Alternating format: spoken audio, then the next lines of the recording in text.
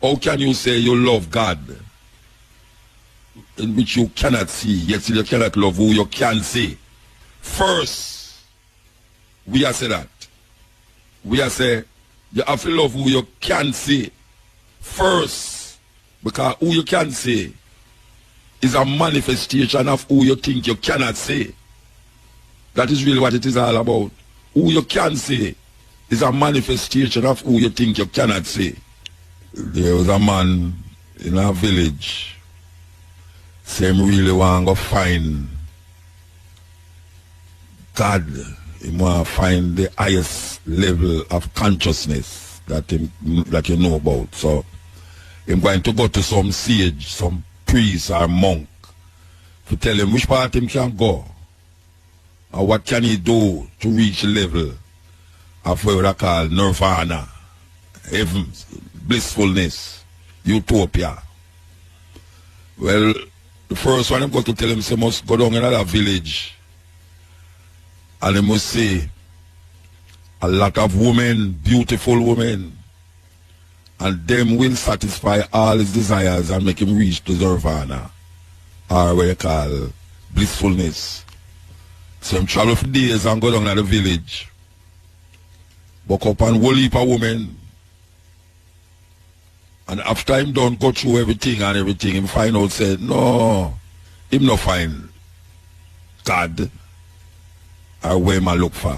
Him no find the consciousness where I look for. Him still have to find out now which part this consciousness there, which part this heights of levels, this what them call God, the Buddha, which part him there. So him start to ask a next sage again now, and say, alright, there's a war in a next village. If you go down there and allow the people them to win that battle, you will find the God that you're searching for. So I'm taking sword and all the things that are necessary for fight, and I'm go down in the village and I'm fighting the war, and it's so happen that the village where I fight for win the battle. But when they win the battle and them win the battle, him realize say, but him not find where I look for. So him have to go find a next monk, priest or sage. And the monk tell him, say, alright, there's a mountain. When you look up there, you see almost like the clouds upon the side of the mountain. You're going to go up to that mountain, and in that mountain there's a cave. And you're going to go into the cave, and you're going to find a book. And that book will lead you to where you look for. The level of consciousness where you look for, you will find it in that book. So we're going to tell you the next part of the story after they had them. We're on the cutting edge. For those of you just joined me, we was talking as a story, we was telling a story actually about a man who was searching for God, searching for that heights, that nirvana, that utopia. And we were saying that him passed through villages that was in war, and him helped them win the war, village with a lot of beautiful women. Him had him away with them. And now him find out one now, tell him, say, look here now, there's a mountain top that you have to go to. And there's a cave, and you're going to go in that cave. And you're going to see a book, and you will find what you're looking for. The thing is that him did have to go back through the village them, and him have to go back to where he was coming from originally. But him actually never come from the mountain top. He was right in the valley of the mountain. So him turn back, and it take him days to travel. He may be buck up on a place where is more riches that him could ever see. And the riches that where him could have say, even though him see the riches and realize him could have attained that riches, it still never give him that fulfillment where I look for, that God where I look for, that search where I look for. So him reach the mountain and him decides him going to go up the mountain, and him start to trek up to the mountain till him reach a cave. When him reach the cave, him go inside of the cave and him see the biggest book him ever see. Big book. Never seen such a large book before. And him say, okay, because you know I don't know how this is going to work because there's nobody here but me. And the monk did say, I'm going to find God up here. But how can I find God in a place where I alone is with a book? So him say, remember to say, he must open the book. So him got to know, and him decides say him going to open the book. Him open the book to page 1. And what him see in the page was a mirror. And him say this come like a game, you know. This come like a joke business. So him turn the next page and him see a mirror. And these 2 pages are reflect himself in it. And him keep turning the pages and all him say upon the pages was mirrors of himself, was reflections of himself. And him really try to figure out what the hell is happening here now, because how can this man send him on such a long journey to find a book with mirrors, the book of mirrors that only reflect him. And then him say a man coming out of a dark place. Where them look is to see a monk, where them tell him say, must come to the mountain top, to the cave. And him say the book, and in that book him will find God. The sage come out, him look on the sage and say, what kind of joke is this? I've traveled so far, for days traveling on this mountain, and you told me that if I come to this book and open the book, I will find what I am looking for. The monk looked upon him and said, you have found what you're looking for, but it's just because what you're looking for look like you, why you choose not to accept it. Because really and truly, the God that you're searching for is you. Yes, the mystery of God is always a mystery to man, even though man designed all of the concepts and ideas. And him try to project it outside of himself and not recognizing that all him trying to do is find himself. All him trying to do is find himself. But sometimes searching for yourself carry you through different trials and tribulations, agony and pain, and sometimes joy and happiness too. We all search for that nirvana, that utopia, that never-ending bliss. But most of we grow up to search for it outside of ourselves. And we lose trust in ourselves. You know, sometimes them say, you are what you eat. I say, you are what you think. You are what you think. And sometimes your mind carry you in some places where your body can't ever go. But it's still you I go there. Because there's no mind in mind. So come back now to the first question where we ask. Suppose you're looking at a mirror, and when you're looking at the mirror, you don't see yourself. What would you think? Because we remember growing up, and we watch Dracula movie, like Dark Shadows, for those of you who are like me, and Barnabas Collins, the Dracula. We always realize in reflection not show in a mirror. In reflection don't show in the mirror. And that's a scary thing. If you're a human being and your reflection don't show in the mirror. And then there is Medusa. Medusa the Gargan.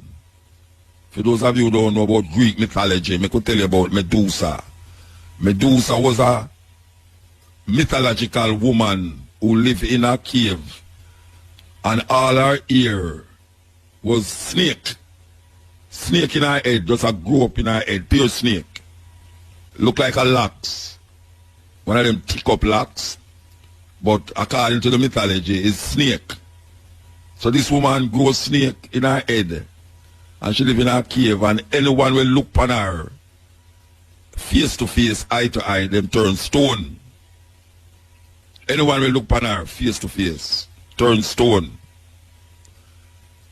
And this man, I don't remember what his name, him decide say, this woman is a terrible thing, she have to get rid of. So I'm going to find out now, how can he get rid of this woman without him looking upon her? So I'm take him shield and him sword and go up in the cave, and next cave argument again. And next cave argument that is in the night, yeah. But this story is very important to the scheme of things. Because it's a kind of wisdom and faith and understanding that is not in the Bible. Because it's not only in the Bible we find things to live by. Even though we grew up in a society that make you feel that way. So, this man take him sword and him shield, and him decides him to kill Medusa because she is the reason of many men dying, trying to look at her and turn to stone. So I'm going to the cave now, and the woman come out, Medusa, the Gargan. I know you might have heard that word already, the Gargan. Man did a sing song already, but I am the Gargan in this time. Well, the Gargan is referring to that Greek mythological woman named Medusa. She's the Gargan. So, Medusa come out, and what the man did was so ingenious. Him take him shield and hold in front of him face. That when Medusa look upon the shield, she see her reflection, and guess what? She turned to stone. That is how him get rid of Medusa, the Gargan. Him just hold up the shield in front of him face, and Medusa look upon the shield and see her own reflection and turn to stone. No blood shed. She just turned to stone. Now, the argument is,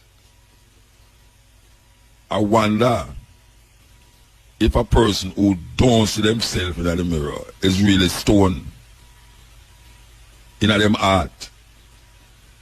Because no one looks in a mirror and don't see them reflection. And if you should look into the mirror and don't see your reflection, it means say, trust me, you do have no heart. You do have no heart. But because we know say, in every man's chest, there is a heart. We have to figure out now, why is it that we're behaving like we stone? Why is it that we're behaving like the mirror that we're looking at take away with spirit?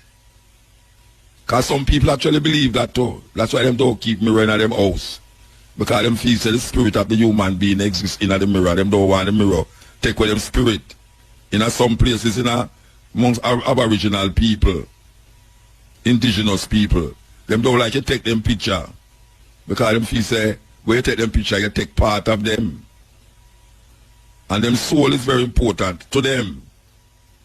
So, maybe, if you're looking at your mirror more often, maybe something with that joke you for say, but me no stone, me's human, flesh and blood, and me have a heart. And sometimes, when we behave harshly with people, and all these youth are run up and down over the place, them need to look in the mirror So a man sing a song, Michael Jackson to be precise, say, take a look at the man in the mirror. Woe unto those who look in the mirror and don't see themselves. Because then you know, say, you are dead. Or you're on the cusp of dying. Becoming like a stone that do have no heart. And a whole heap of we walk around the place now. Like we do have no heart. Because all of we have a heart. All of we have a feeling. All of we think. No matter how cruel and wicked the thought is, but we think.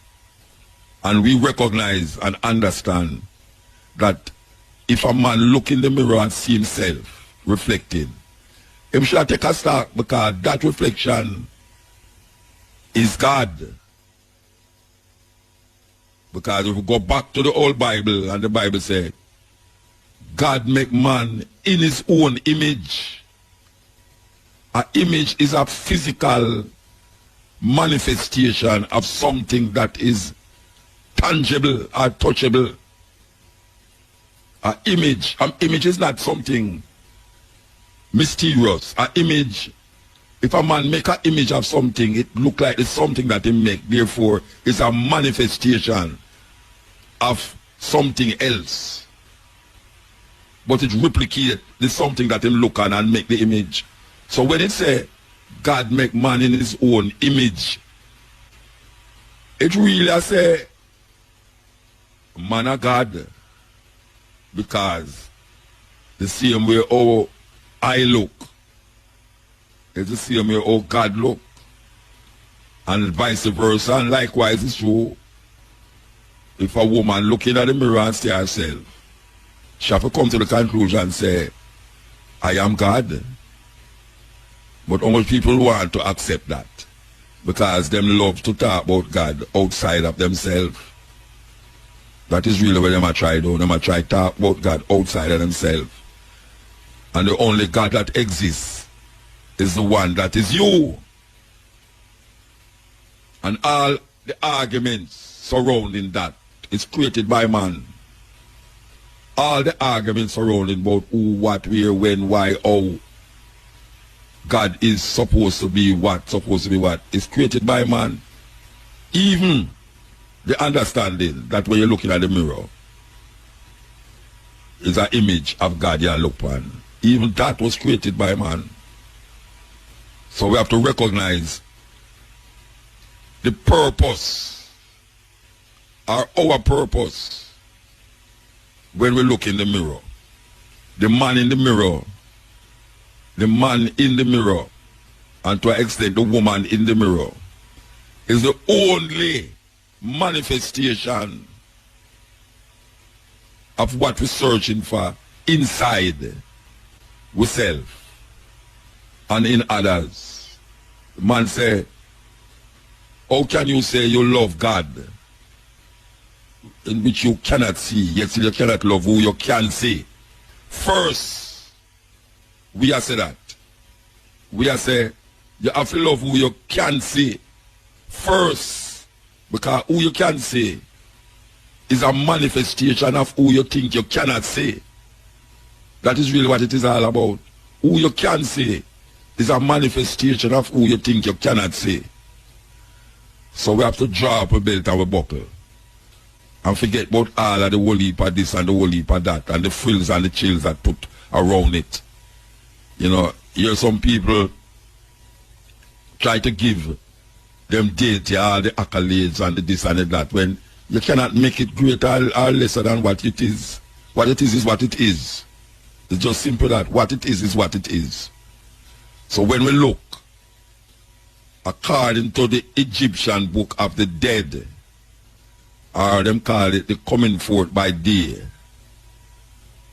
to see the goodness in things, you have to see yourself in that thing. So make repeat that.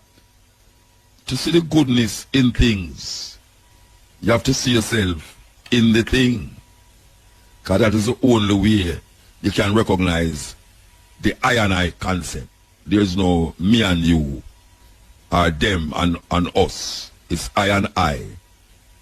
reflection of self. If you want to make a change, take a look in the mirror and start with yourself. That is really what it's happening to, and we are sending a messenger straight out to the youth them out there who take the opportunity to listen to them hours and night, yeah. Even though the rain a fall too, you understand? I mean, no say you're going to your yard still because, yeah, say, you know, when the police come, go and angry, you know, we say they're in your yard and turn on your radio and you say, Muta, come on, you know, I have to listen to him. You understand? So we just tell you, say, listen to what we are talking about, because it might sound complicated, but it's a reality and it's a truth. And most of the times when we are quote the Bible, we are sure you say there's other things and other books where have certain mythologies and certain reasoning and consciousness that we can really grasp tonight, because the majority of people them outside of the Western world, yeah, the majority of people don't live in the West, the Western world. Because India and China have so much people there. You understand? And them people that don't use the book where we use to really come to the fullest understanding of self. So we just say that as a by the way thing. But we know so we shall be released. We have to be released from a whole heap of things. Whole heap of things we have to get released from. We're there with you, going through the places. We are trying to bring to your attention certain levels. You understand? Because it's not every day you get to do it, and not every day you get to hear something outside of where you're really used to. Because we have to define ourselves in this time, especially as African people. We are going around, it seems to make we kind of almost lose focus. You know, we have to continue to keep focus. A whole lot of distraction around you will make you feel like that more important. Make you lose focus. So we have to say, we don't want you to lose focus. Because if you lose focus, you're going to take your eye off of the prize. And we're talking about liberation and freedom. That is what we are talking about. That's all we are talking about, really. Liberation and freedom. We're not talking about nothing else, because that is what we need. As African people, we need liberation and freedom. You know, and sometimes we make it look like we're free still. But I will probably don't know freedom, because them put in a cocoon make we feel like say we're free. And really and truly, some little Mickey Mouse freedom, according to a lucky do, but I say, a Mickey Mouse freedom, you know, and we sup it up. Yeah, we sup it up. We sup it up in a way where it starts to become our daily bread, our daily food. And we still find ourselves in the same position and situation. Truly free is much more than what we are experiencing now. Yeah, when you're free, it's much more than what you are experiencing. You know, we for people say, well, we're Muta about, we're free. Oh, you mean? You know, say we're free. You know, so we are walk up and down and that. Yeah. That is where you think. That is where you think, because you don't really know what is true freedom. How it is, how it feels to be liberated. Because that is how we get trapped. We get trapped in that argument of, yeah, you know, we can go here, so and go there, so and go here, so. And that is where we take as freedom. But you cannot imagine if you come out of the cave, which is the next story about cave again. You know, the people in the cave, for them realities in the cave, you know. And them living in the cave and feel them free. Of course them free, but them free as it relates to inside of the cave.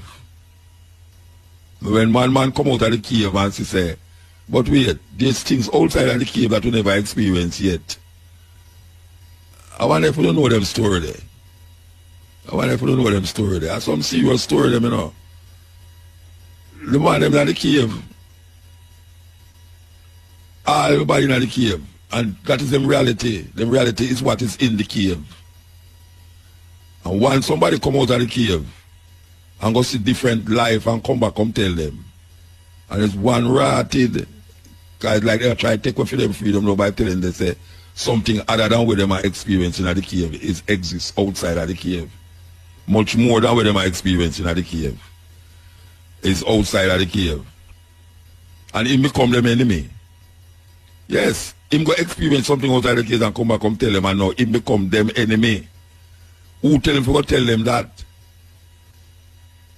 Because that is what our freedom look like. Our freedom is bound inside a cave. And you think that you're free. But the only reason why you think that you're free is because you don't know nothing outside of that confines, the confines of the cave. You don't know. You know, it's like a man in a prison and him get locked in him cell. And then him let out, if you go in the yard, go do certain activities, play football or, you know, play do what you want to do. That to him is freedom.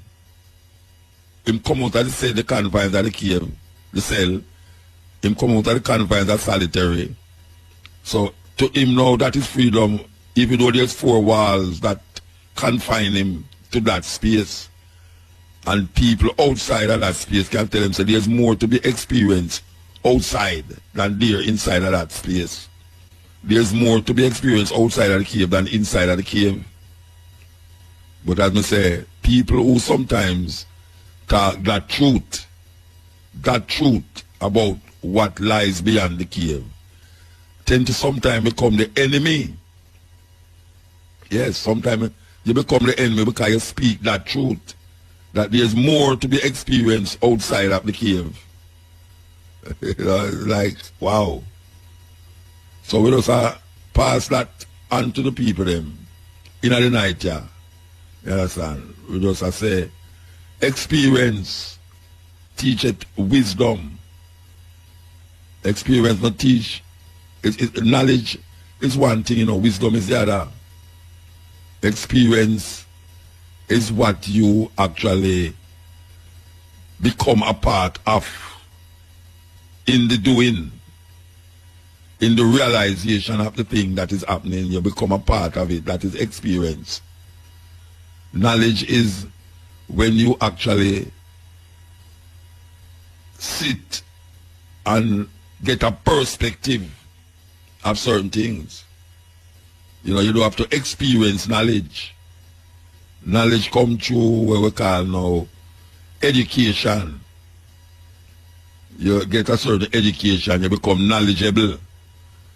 You know, it's like you're in a laboratory and you do a theory. Outside of the lab, you do theory. And the theory now, you have to go inside of the lab to make it get practical. Get the litmus paper them and test and do all sorts of tests to find what is practical, what can be done and what can be not, that you can't do. So people sometimes hold on theory continuously. They have a theoretical understanding of things and find themselves get clawed into it.